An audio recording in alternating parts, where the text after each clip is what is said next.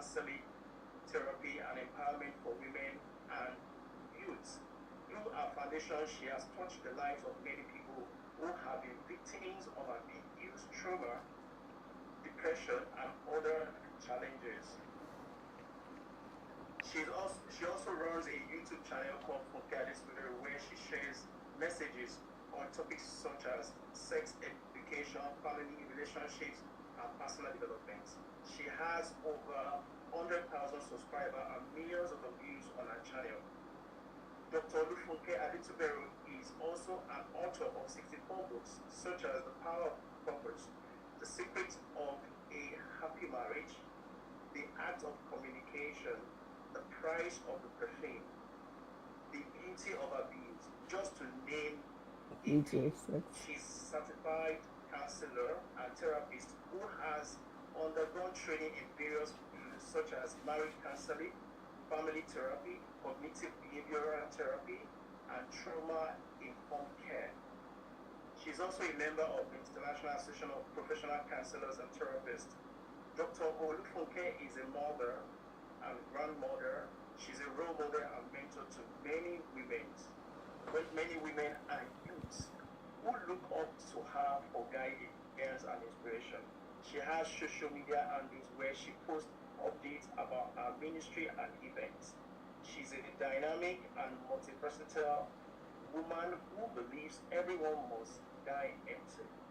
With this mindset, she strives to explore and fulfill her own God-given potential. Please join me to welcome Dr. Olufunke Adetuberu. Welcome on board, Bobby. Thank you so much. I'm so grateful. Thank you for the privilege of being part of this destiny molding meeting, as it were. And I appreciate the first speaker. She did excellently well. She has said a lot about this, and I'm so grateful. I want to appreciate Mommy Jetemi again. Mommy Lasende, thank you so much. I told myself, I said, this is relationship is beyond just preaching and all of that. And you know, Pastor Sheyi, I recommend him to the whole world. You want your life to just come out, and you know, he believes. He read my profile. Don't let me start talking about you. We live here today. You are not the main focus, but I really appreciate Pastor Sheyi. You know, when Mommy Jetemi was saying that, Mommy Lasende was saying that he's the brain behind. He's actually the brain behind anything you are seeing in me, and I recommend him to the whole world. I'm sure he's blushing, but he's part of it. Our guest speaker, our first speaker, you did well. Doctor, thank you so much. I'm going to come from the angle of faith, you know. I'm sure the example she gave about the 3 people that committed suicide, some of them are church men and probably women that found themselves in this, because church makes you to feel you are not spiritual, you are not godly. Why must you be depressed? Why must you be lonely? Read the word of God, you know, get into, you know, fellowship, go and visit people, walk for God. But I need to come from this angle of faith-based, because I believe when, I know we have multiple audience, but the Bible is clear. If the foundation be destroyed, there is nothing the righteous can do. And, you know, when you were reading my profile, you said a lot about God. So I'm just going to, we have talked about psychology, psychotherapy, psychoanalysis. We've looked at DSM and all of that. So let me just look into it from this angle of letting everyone know that you are a tripartite being. You have a spirit, you have a soul, you live in a body. When you are born again, it's your spirit that is born again. Your soul and your body is not born again. And that was why Paul said in 1 Thessalonians 5:23, he said, I pray that your spirit, your soul, and body be preserved blameless unto the coming of the Lord. So that established that we're a tripartite being. If you are born again, your spirit is born again, the life of God comes to you, boom. You know, you're just bubbling over, you're excited, you want to preach, you want to do deliverance, you want to evangelize. A lot of people even go start church. But I tell people, when you get people born again, don't dump them in the choir. Don't make them intercessors. Don't make them head of departments. Ask them, what are you bringing to the table? What did you carry? What are you bringing in? And I'm going to break it down to let you know what Jesus said. In Matthew 12:43-45, he said, I pray that your spirit, your soul, and your body be preserved blameless unto the coming of the Lord.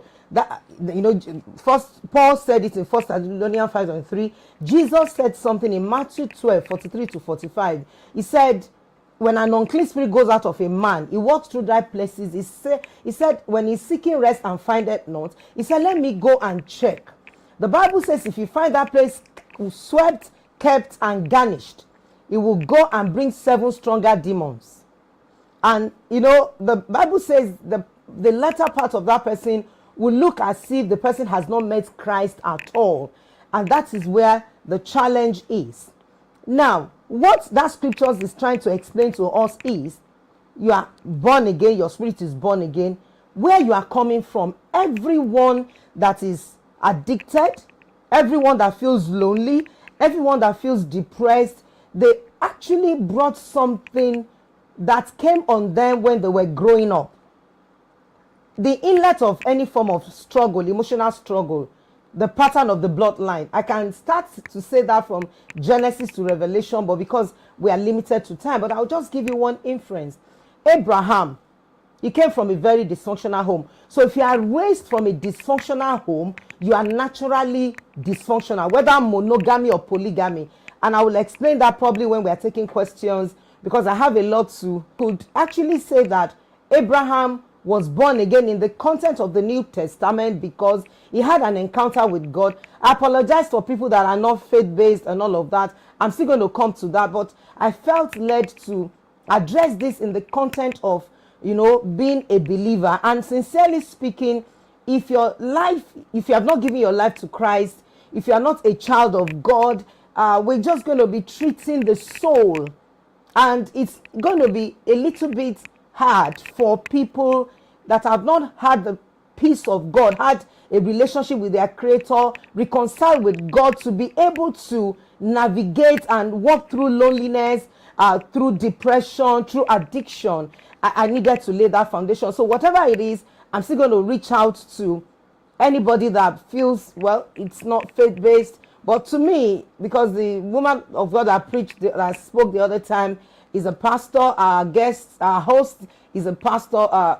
So I believe I should just enlighten believers to understand the dynamics of loneliness, addiction, and depression in the light of the scriptures. Now, Abraham was kind of born again in the context of the New Testament because he had an encounter with God. God told him, get out of your kindred, come into me, blah, blah. And he obeyed. I mean, he actually obeyed. And the Bible says it was counted to him for righteousness, because it's like, you don't know where you are going and you are called. He took his wife, took his cousin, and they left. Now, the inlet of the first addiction is the bloodline. If you are from a family that is kind of idolatry, adultery is close. I can give and know what they believe. The moment you are talking about worship an idol, you get into idolatry, adultery. It's part of it. So, but Abraham knew God. He went all the way. Before he knew it, he started struggling with the issue of, I need to have a child. I need to have a child. And the word of God was coming to him to confirm that when you are born again, it's your spirit that is born again. Your soul and your body is not born again. God would tell him, Abraham, don't worry, tell the stars, I'm going to make you great. That was amazing. He had an encounter. He knew that God had spoken to him, and he was intentional in following God. Sometimes when he's depressed, when he felt lonely, when he felt things are not going to work the way it is, God would tell him, don't worry. I'm sure he was communicating that with the wife, as it were. But in the process of time, when he could not handle it again, which the pattern of the bloodline, which is adultery, just opened up into the life of this man called Abraham.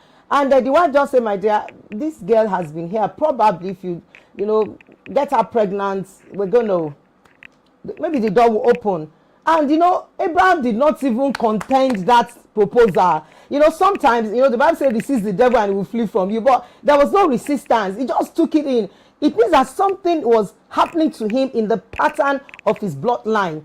Now, before he knew it, I can talk about David.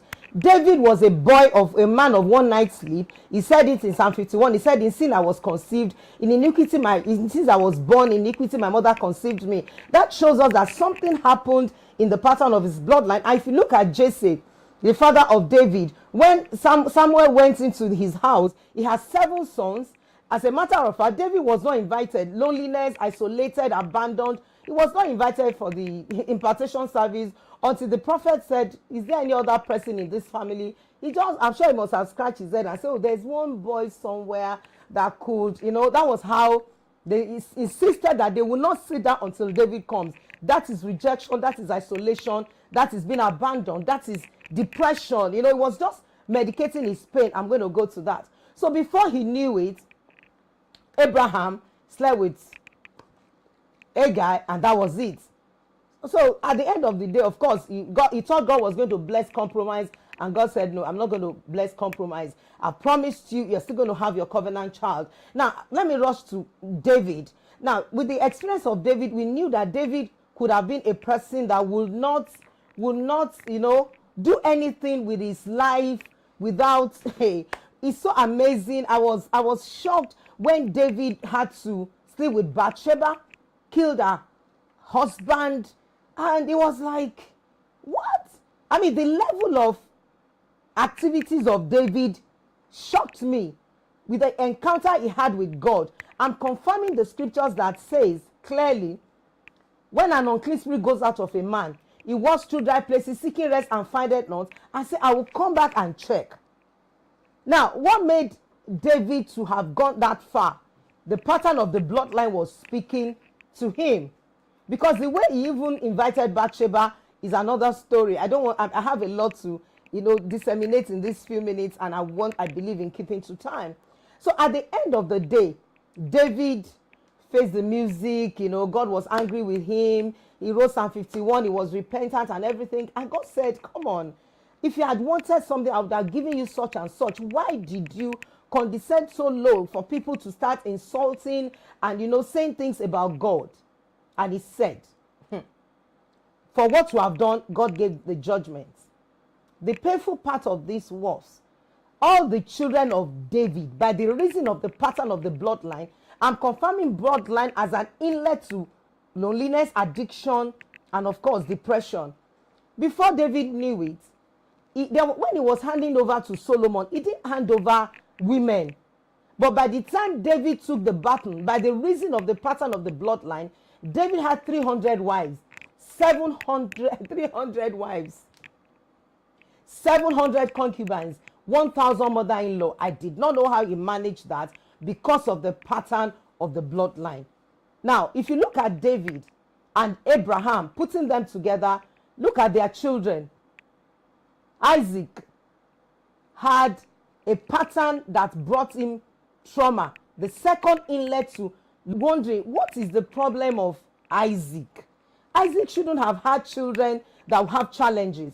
But guess what? When Isaac was going to get married, I tell people, because I'm focusing on the fact that we're addressing singles here, and every single should hear this from the depth of my heart. If you are raised from a dysfunctional home, whether monogamy or polygamy, monogamy means dad and mom are together, they wear uniform to church, everybody is fine.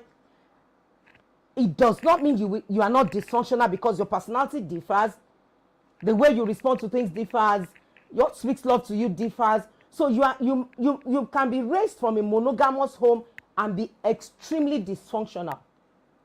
Recently, one of my sons just drew my attention to the daughter of the former president of the United States. They were from a monogamous home. We do not know. I just gave that as an example for people to understand that it's beyond, I'm raised by a polygamous parents. My dad had another wife and all of that. We are dealing with issues of soul here. We are dealing with baggages here. When I saw her, I was shocked. She was almost half naked. It was somehow at your end, it's not a problem. But for us, it looks somehow. Then at the end of the day, she was with her heavy dose of cigarette, marijuana, and all of that. So that tells you, being raised from a monogamous home does not make you functional. Now, if you are raised from a polygamous home, take it to the bank, you are naturally dysfunctional. What happens in a polygamous home is don't talk, don't feel, and don't trust. That is another inlet, which is trauma. Now, if you have an experience of maybe you were molested when you were growing up, you saw your dad beat your mom, I'm talking about the inlet to any form of loneliness and addiction and getting into depression. When you find yourself in a system that is dysfunctional, look at Isaac and Ishmael and Abraham. You notice, you were wondering, why would Isaac got married to Rebecca and their home was just dysfunctional? There was no communication. You want to bless your sons and you couldn't tell your wife. The wife has to be his dropping.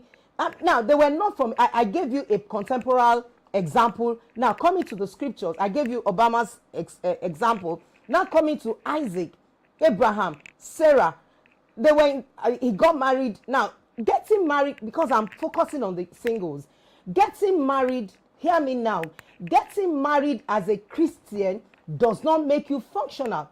Rebecca in Genesis 24 was solid.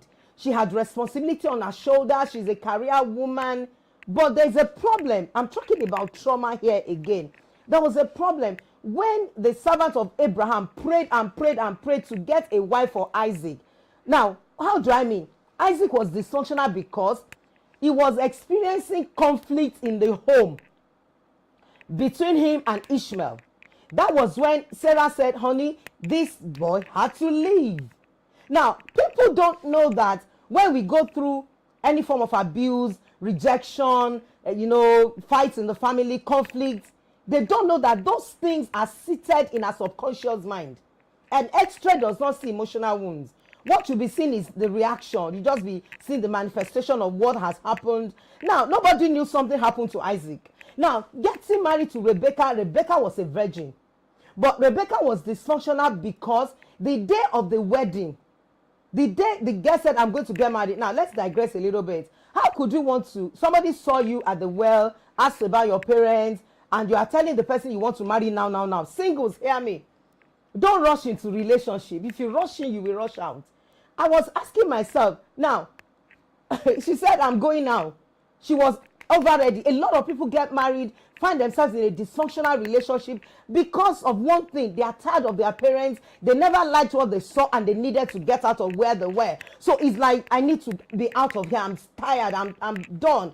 Now, when you are dysfunctional, check it. I have a nickname. Trace it. Face it. Erase it and start replacing it. If you can't trace it, you can't face it. You have to trace the root of where you are coming from in the light of the truth of faith. Now, for Rebecca, the wedding, it was her uncle that gave her out in marriage. Where was the dad? And every child, every wound is traceable to the wound that the father inflicts in your soul. I run a women college of ministry, men college of ministry. The first thing we do is to go to the roots. Check what is the reason why you are doing what you are doing. What happened to your parents? How did they handle you? We look into a lot of things from the scriptures. I'm more, like I said, faith-based. I was asking myself one day, what on earth would have made Mephibosheth to call himself a dead dog when the king sent for him to come to the palace? It means that a lot of statement has been made to him, traumatized him. When David said, let's bring Mephibosheth, he said, who would have remembered a dead dog like me? I mean, that was heavy. How can you, a old prince? And the meaning of Mephibosheth is the one that destroys shame. Now, there are lots of things that had happened to Rebecca. Going back to Rebecca, his father was not there. The father has handed over the driver's seat of his life to his brother. Dysfunctional home, monogamy.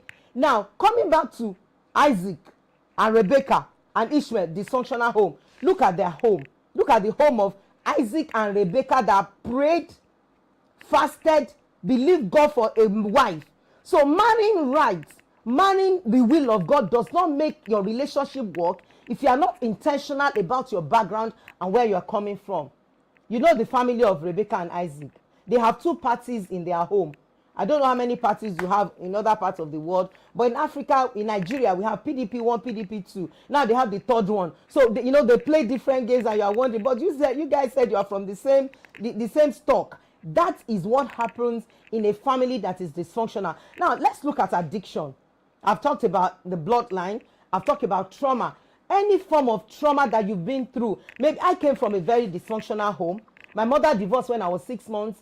I aborted. The doctor said I can never be pregnant. What I'm doing today, I became an institution by the gospel I've felt, I've touched, I've handled. I've actually felt what I'm talking about today. Pain was the one that brought me here. In the place of healing, I've become a wounded healer. And that's the truth. Now, let me not talk about my story. Maybe I'll say that when we are taking the question and answer. Now, something happened in the life of Rebecca that I was asking myself, you have 2 boys. The father was blessing the 2 of you. You had to tell your son to run away because you don't want to, mourn your kids. And guess what? He ran to his uncle. On getting there, it's not funny, I'm laughing intentionally. Jacob saw a girl at the well, helped her. And the next thing is, oh, I like this girl. See, addiction. It just popped up. He said, I like this girl. And the father said, well, no problem. If you want to marry my daughter, you're going to spend 7 years. And the Bible says 7 years was like 7 days. What for 7 years? Excuse me, the night of the wedding, a woman you dated for 7 years, you wanted to have relationship with her the night of the wedding, and they brought the sister and you slept with the sister. And the father-in-law said, not a problem. We can't do that. Another 7 years. Imagine wasting 14 years of your life because of addiction. What is the inlet of addiction is bloodline, trauma, and of course, addictive society. Now, the bloodline hits on Isaac, started with Abraham, handed over to Isaac. Now, look at the lineage of Jacob. All of them. He had to become a polygamist without blinking because he wanted Rachel, and Leah was brought to the picture. Now, when that happens, everybody in that family system became a victim of loneliness. Look at Leah. Leah was so lonely that she was using everything to just buy love. If I have children, my husband will love me. If I cook very well, my husband will love me. She was dancing to a music she does not know is playing the rhythm. She was just everywhere, just trying to please everybody. And that is what happens when you are from a dysfunctional home. You are looking for love in wrong places. You are just everywhere. You are not together. You are not settled. Things are happening to you. Sometimes you may not be able to put your fingers there until you get into therapy. Our first speaker has talked about, getting a professional help. And there are different strokes for different folks. Some people began to relate in a way that you are wondering, this person has a personality disorder. Probably is a narcissist, is a sociopath, is a psychopath. In all of this, when you are raised from such system, family dysfunction, you find yourself becoming one thing or the other because you are not properly raised. I made a statement before I continue. I said something. I said, if you are raised from a dysfunctional home, one thing is don't trust. You have trust issues. Because from a monogamous home or polygamous home, when the vehicle, your parents that brought you to the world are not meeting your emotional needs, what happens? You start medicating your pain and fixing your life because nature hates emptiness. Nature does not allow for vacuum to linger. So you start fixing it and just sorting yourself out. And that is where the issue of medication of pain comes in, because you are not trusting to open your... Even some don't even trust in the faithfulness of God. I've seen unbelieving believers. They say a lot of conflict. Is God really real? Okay, they told me about Jesus. Yes, I'm born again. My spirit is born again. There's a witness in my spirit that I'm a child of God, but I'm still not there. That's why I say a lot of saints, I call them loaded but wounded. They are saints, but they're struggling. They have identity issue. They can't, I hope I'm still within the space of time. They have an identity issue. Now, when you look at this that I've just talked about, I've talked about the bloodline, the trauma-based addict. Now we are looking at the addictive society. when we look at the system we are in today, when I was growing up, I'm a grandmother, I'm over 60. The worst pornography I know is Ikebe Super in Africa. That's all I know. But now, a click away on your phone, you are stuck on pornography sites. And now, you that have issue with the pattern of the bloodline, you are wounded in your soul. Now, look at David. David said something. He said, it makes me to lie down and it restores my soul. We are tripartite being. I've said that since the beginning of the program. Your soul has to be healed. He makes me to lie down and he restores my soul. That is where therapy comes in. Now, nobody can be free. Nobody can heal in isolation. It's not possible. You need help. She said something. Our first speaker said something. She said, when you are sick physically, you go to the doctor for headache, for, you have fracture, you have pain, you treat it. Now, you don't go, people in Africa, over there, it is easy to call your GP and just get into the system. But in Africa, the first thing we go is to go to the chemist. I'm rounding off talking about therapy now. I have a lot to talk about, but I don't want to exceed my time. Now, you go to the doctor. Okay, thank you. You go to the doctor. And what happened? No. In Africa, people don't go to the doctor. What they do, simple, is to go to the chemist. When they get to the chemist, I have headache, blah, blah, blah. When they get to the chemist, what would they do? Well, they will take the analgesic and all of that. After taking the analgesic, they are still feeling it. They go to the nearby hospital. When the doctor treats them, maybe fever, something.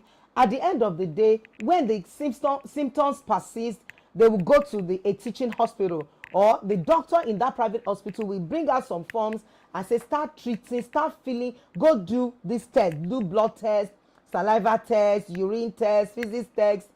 That's what we do. Now, when you get to a professional, you don't go straight to treatment.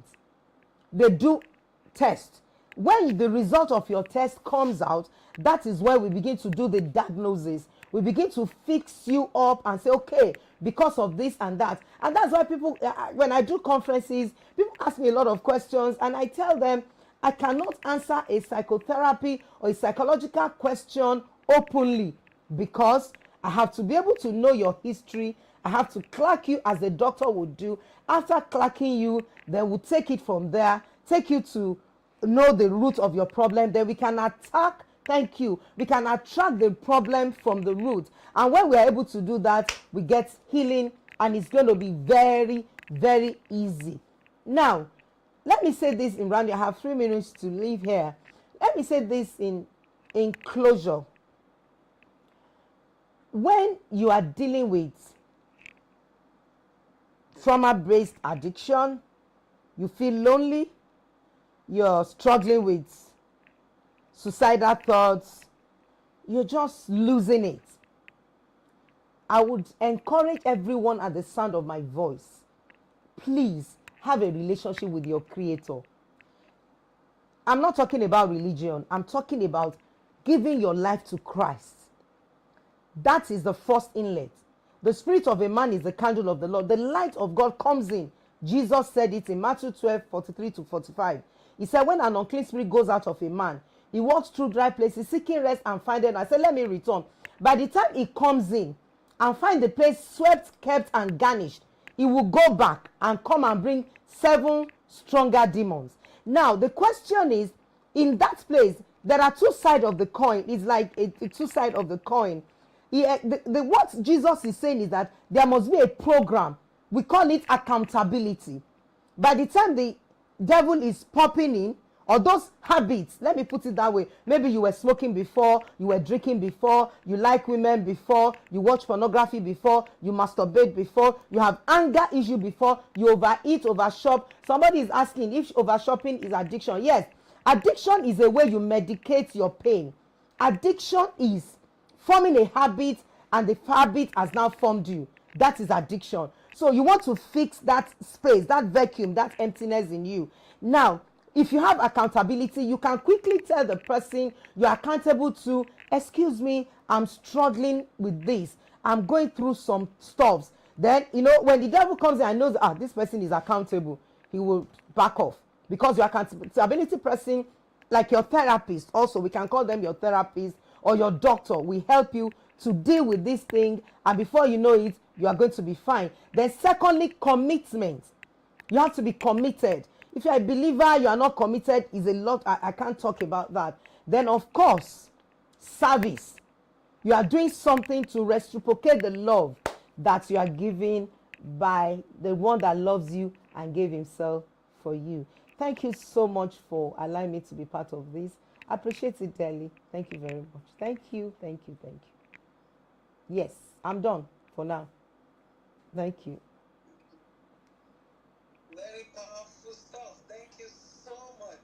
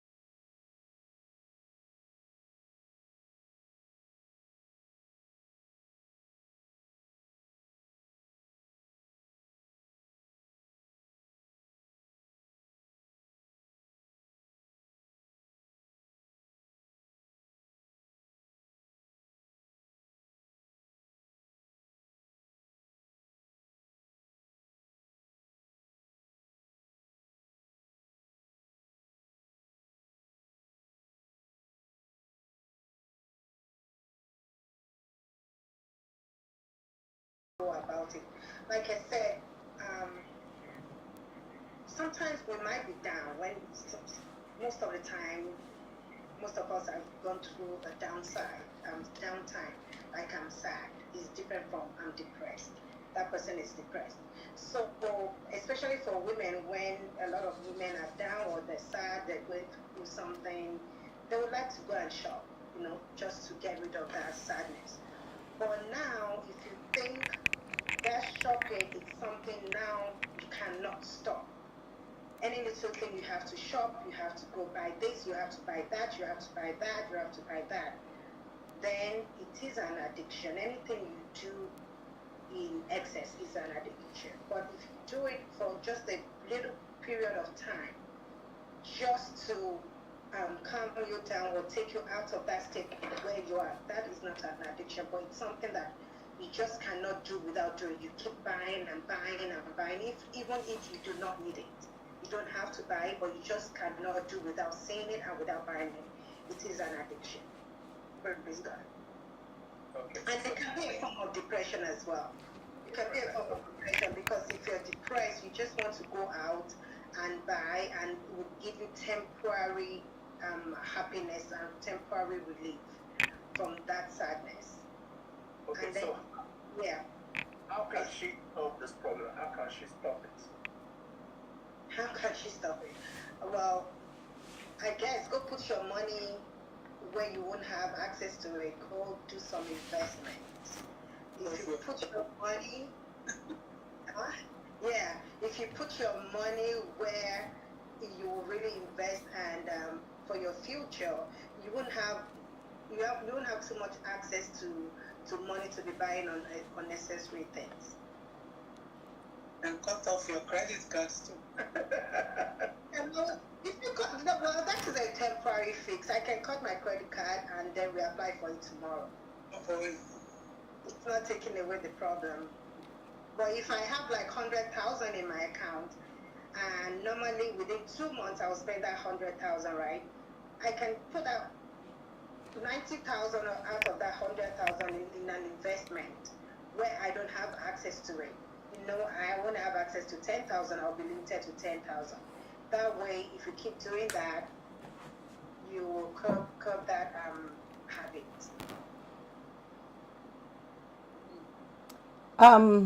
Is it possible for me to chip in?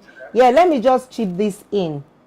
It's like you have a mosquito bite. If you have a mosquito bite, you could have malaria. Or let me put it this way: if you have headache, it could be malaria, it could be anything. But looking at it from the angle of getting to the root, nobody has one addiction. It could be shopping and eating or something. So in therapy, in counseling, we ask people, we go to the root, we crack the patient. I would suggest a therapist. Now, it's important to be vulnerable to someone, to open up and be accountable to that person. Like she said, you can cut off the credit card and pick it up again because you are dealing with the symptoms. You are not dealing with the foundation of the issue. And if that is not handled, it's going to be like a circle. You just be going round in circle. And before you know it, when we deal with addiction, I'm a sexual addiction therapist, it's a circle. You go through the circle of shame and guilt. And you go on in that circle. Before you know it, you are just tired. You're frustrated and you get into depression. And sometimes, Jimmy Swaggart, whatever, some of these people I'm mentioning, their cases are all over the place. Some of them was suicidal because of their addictions and they are frustrated. They don't know what to do. And church has to understand this. I tell people, we can have migration. Until the saints are restored, we won't have revival. We can be everywhere. We are talking about, the last gospel is the gospel of restoration. Saints has to be restored before we have revival. Thank you. Thank you.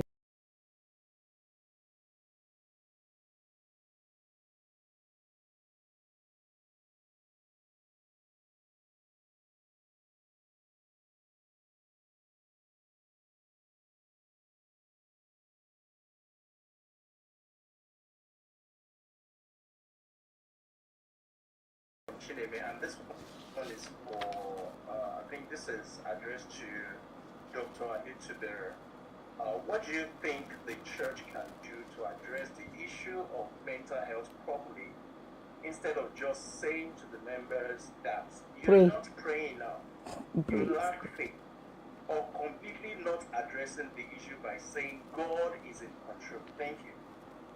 Now let me be honest with us. I tell people you can't give what you don't have. If you are going to give me a cloth, I will look at the one you are wearing. I've changed my slogan. I will check your wardrobe. If you do not borrow that clothes to party, people borrow clothes to parties. Especially people in abroad, they can go to Macy's. In London, they go to Harrods, they buy their clothes, keep the tag, don't use perfume, use body. You know what I mean? I just wanted us to laugh. Church is not fair on the body. I have tooth issue when I turned 40 thereabout. I had to see a dentist. When I turned 50, I had to lose weight, swim and all of that because I discovered that in their family, not in my family, they have arthritis. I'm just confessing faith now. So I had to lose weight, watch what I eat, change my diet and all of that. Now I had to see a physiotherapist. When I have eye issue, now I'm using glasses, I have an optician. That tells you something that this body itself, how a church should respect professionalism. It is not all pastors are counselors. If you are a pastor, you want to be a counselor, you have to go and train to be a counselor.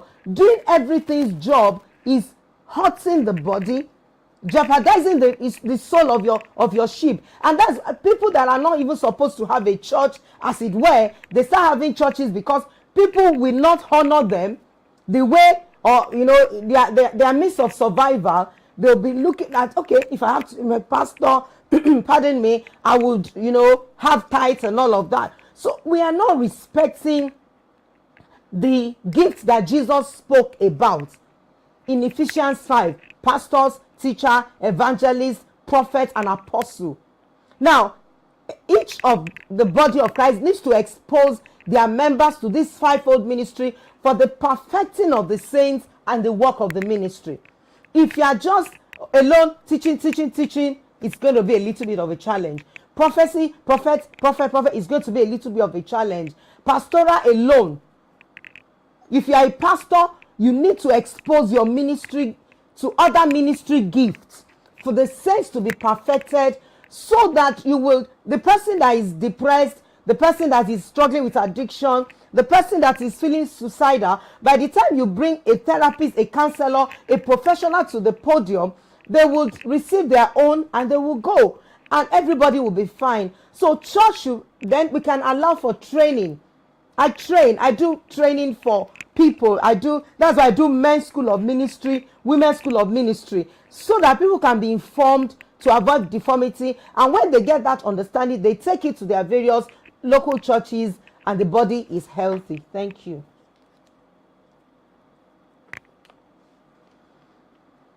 Wow, fantastic. That was a good one.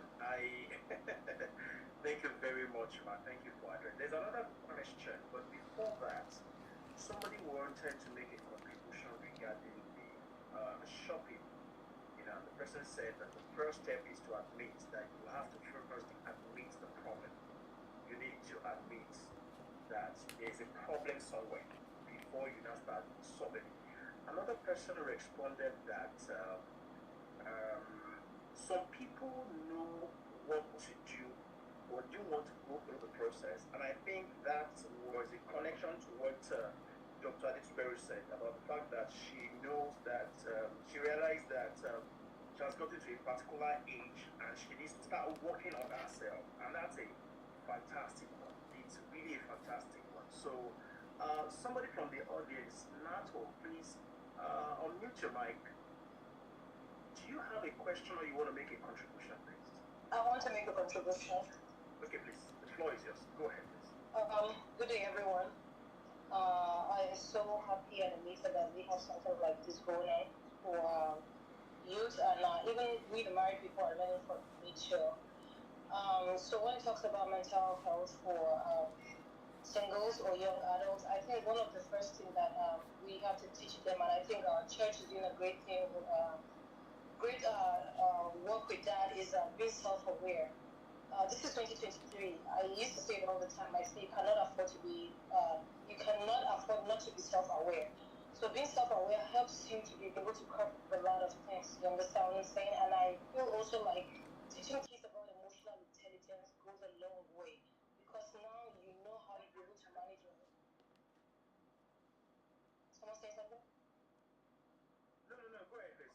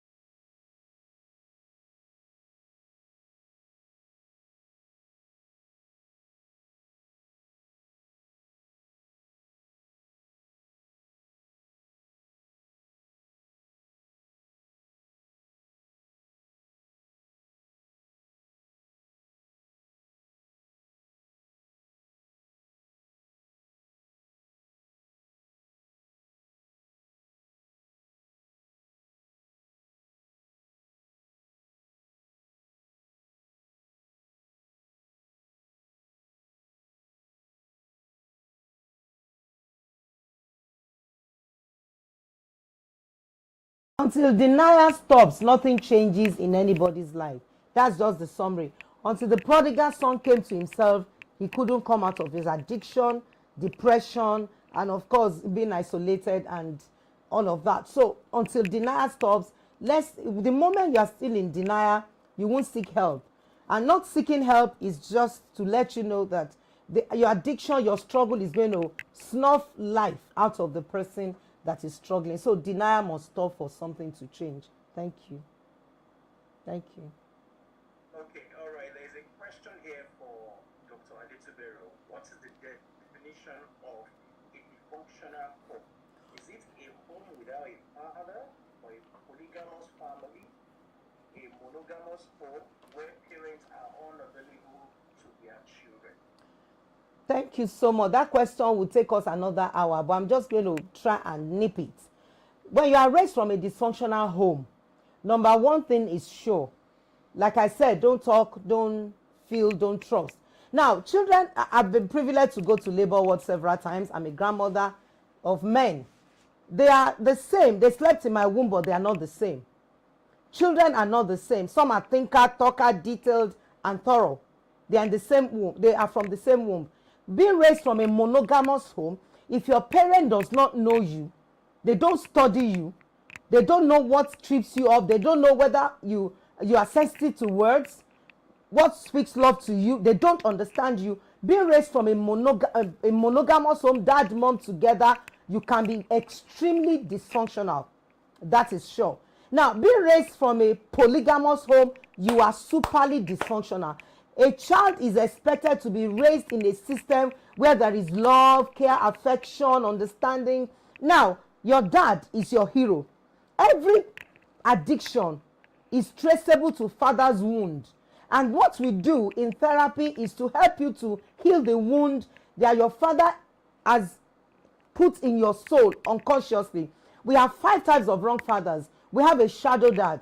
We have a missing in action dad. We have a boundary buster dad. We have a traditional dad, and we have a critical dad. All these fathers I've mentioned is in one of my books, Love Note to Fathers. In all of these fathers, everyone has a negative impact on a child. Your shadow, he doesn't play with you. He comes home late. He comes home drunk. All the roots. That's why, please just note my slogan. Dropped isolatedly in Lodebo in the house of Micah. What happened? Look at the point of where you are dropped and crippled. If you are able to trace it, you can face it. And you cannot trace it alone. I do therapy for people all over the world. And one of the things I noticed is, one girl told me, she said, my dad molested me sexually. When we got to a place of releasing your dad, she was stopped. We have not moved from that spot. I had to call the parents, the dad and the mom, to do family therapy for the whole family, to let the father take responsibility, to apologize. That was when she has not moved, because I'm still trying to work on the dad and everything. Talk to your husband. He may not be intentional. He stumbled at, whatever. That is her case. And we have an oath of confidentiality. We don't discuss our clients. I'm giving this without even making reference to anyone. So we keep people's secrets. What I'm saying is very simple. The moment you have a challenge, emotional wounds, X-ray will not see it. Please note that. X-ray does not see it. You are struggling over shopping, over eating, anger, rage, you talk too much. You know you are not yourself. You can't feel yourself. You are not in touch with yourself.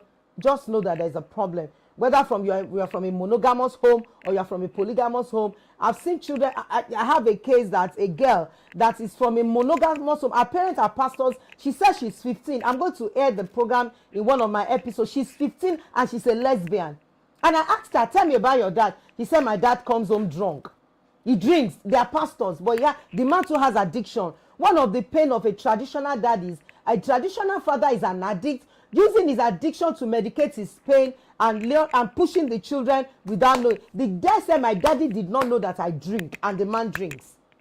So that child is wounded. Now, if she's a lesbian, and not 15, the voice note is there, 15.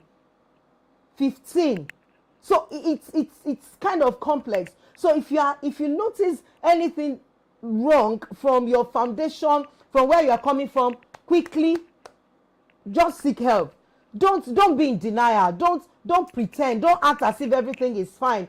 You know, when we do makeup, we do concealer, we do everything, but by the time the makeup is off and you not discover that you are just your real person. Thank you. I had to just shorten it that way.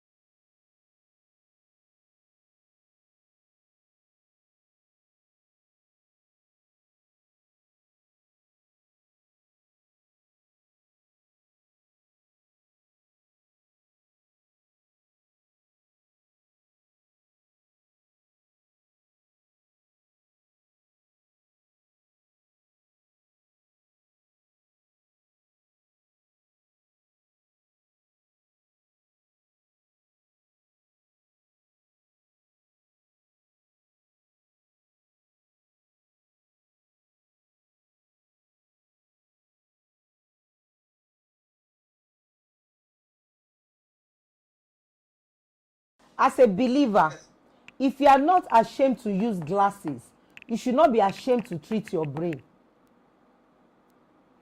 Simple.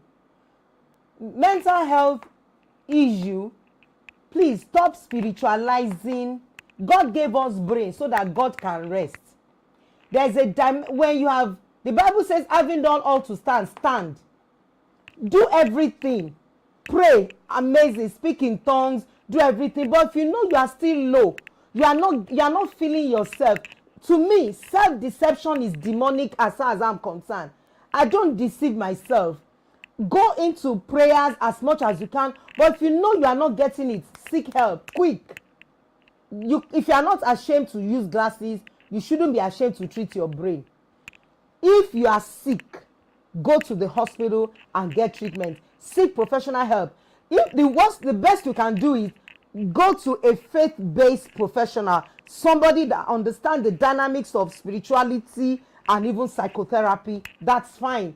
But for you to sit down and say maybe it's spiritual, please don't. I started my ministry with demonology. I understand the dynamics of spirituality, but I have noticed if the thank you. You know, in Africa, when you buy medication, the drugs, they will say if the symptoms persist, consult your doctor. Simple. If the symptoms of your emotional unwellness is persist,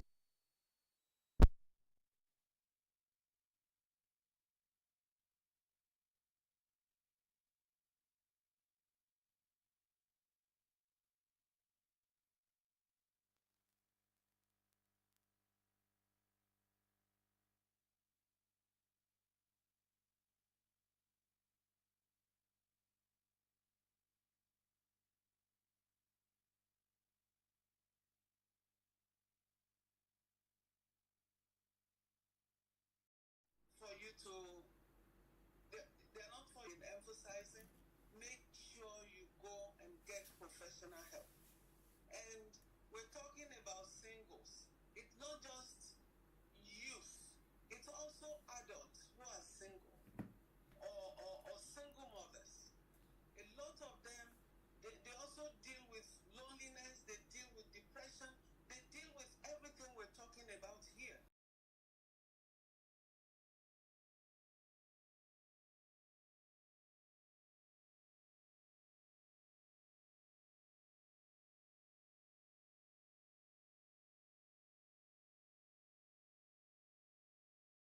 Confiding and let them know, instead of bottling everything up. You can talk to your pastor, you can talk to your imam, you can talk to whoever it is that's available to you. Most importantly, seek professional help. There's nothing to be ashamed of about that. So women, men, please go and seek help if you need to. Thank you very much. Well, it's time to give my vote of thanks. Dr. Funke Adetuberu, you've been phenomenal. Thank you so much. I've never met you.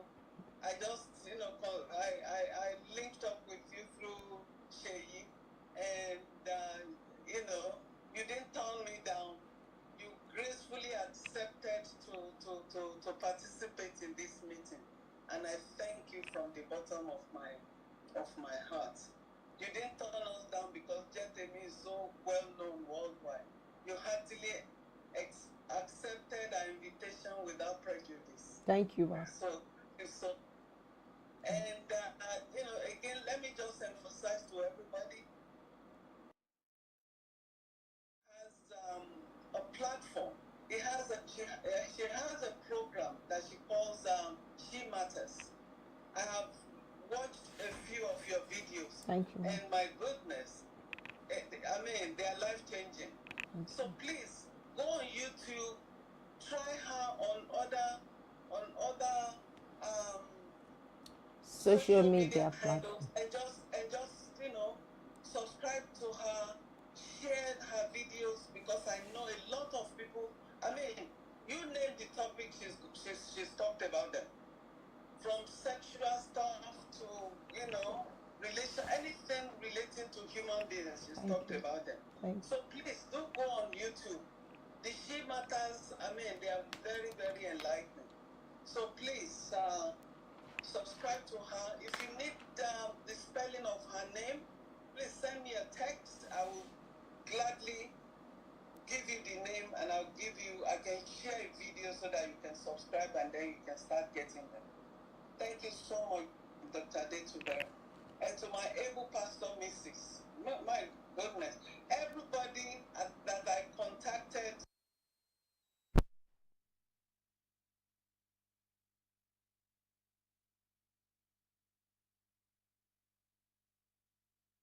So many things at